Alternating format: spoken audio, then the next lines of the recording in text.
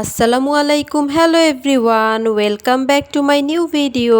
আশা করি দেশে এবং দেশের বাইরে, কাছে এবং দূরে যে যেখান থেকে আমার এই ভিডিওটি দেখছেন, আল্লাহর অশেষ রহমতে সকলে ভালো আছেন, সুস্থ আছেন।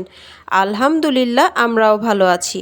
আমার নতুন আরেকটি ভিডিওতে সবাইকে ওয়েলকাম করছি। আজকে আমি আপনাদের সাথে শেয়ার করব ঘরোয়া পদ্ধতিতে কিভাবে আপনারা আপনাদের ত্বকের মেস্তা দূর করতে পারবেন। যাদের ত্বকে মেস্তা আছে তারাই শুধুমাত্র জানে যে মেস্তাটা কত বড় একটি প্রবলেম। মেস্তা সহজে যেতে চায় না। তাহলে চলুন দেখে নেওয়া যাক কিভাবে আপনারা মেস্তা ঘরোয়া পদ্ধতিতে দূর করতে পারবেন।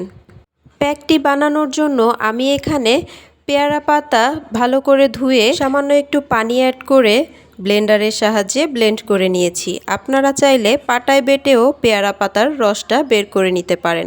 আমাদের এই রেমেডিতে পেয়ারা পাতার রস দরকার হবে। আমি একটা বাটিতে 4 থেকে 5 চামচ পেয়ারা পাতার রস নিয়ে নিয়েছি। এর সঙ্গে আমি 1 চামচ পরিমাণ বেসন অ্যাড করেছি। নেক্সট আমি এখানে অ্যাড করেছি সামান্য একটু হলুদের গুঁড়া। আপনারা চাইলে এখানে কাঁচা হলুদও ইউজ করতে পারবেন। এই ধরনের আরও নতুন নতুন বিউটি টিপস এবং রেমেডি পেতে ফেসবুক পেজ লাইক, ফলো এবং ইউটিউব চ্যানেল সাবস্ক্রাইব করে পাশে থাকবেন। যারা কাজটি অলরেডি করে ফেলেছেন তাদেরকে অসংখ্য ধন্যবাদ। ভিডিওটি ভালো লাগলে ভিডিওতে একটি লাইক, কমেন্ট এবং শেয়ার করতে ভুলবেন না।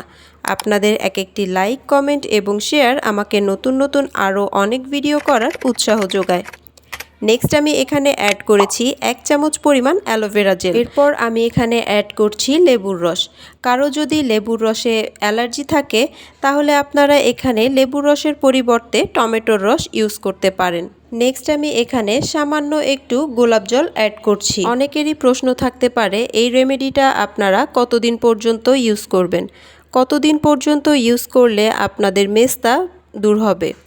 এটা আসলে বলা যায় না, কারণ এক একজনের এক এক রকম টাইম লাগতে পারে।